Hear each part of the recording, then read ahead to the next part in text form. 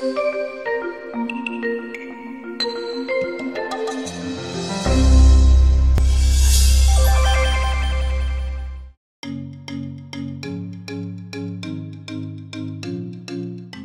less, because I went like full on hard, got a really high ATAR but wasn't quite good enough to get into like a Assured Law or Assured Med, and then only needed 75 or 80 to get in, and I felt like I had this big gap of I didn't really need to do that well, and I can do what I want to do with what I, Don't stress too much about it, because in the end, it probably doesn't mean as much as you think it does. Yeah, nice. Honestly, sleep is very important. Without good sleep, you can't remember information, and cramming doesn't really work.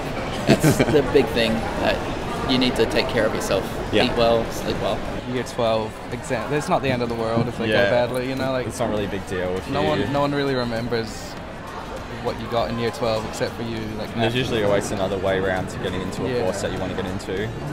The stress is worth it, because this is not completely stress-free, but a lot less stressful than year 11 and 12. Yeah. I'm under a lot less pressure here, and to just power through because it gets better. Stop focusing on girls.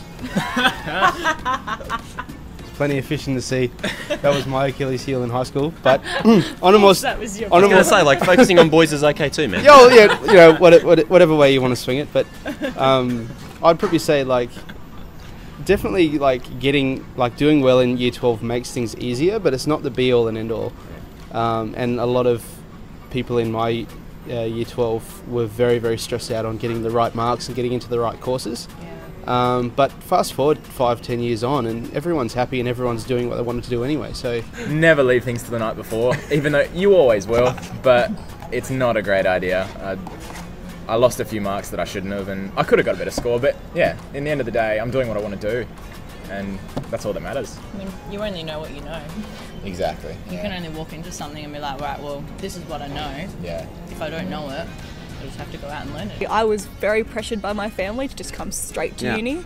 And because of that, I didn't have much money saved. I didn't really have a plan of what I was going to do when I got here. So I wish I just had that gap year to just take a bit of time to kind of save up some money, kind of get my head in the right place. Yeah. And come here with a good solid plan. So nice.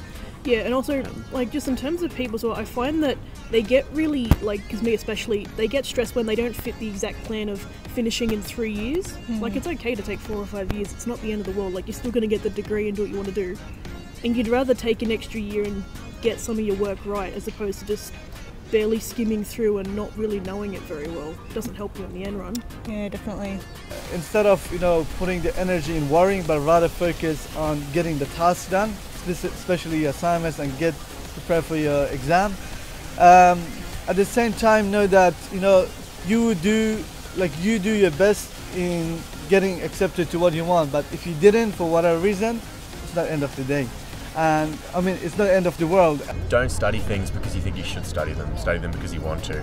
Like, uni is a lot of fun and games, but it's not easy as well. So choose something you're passionate about.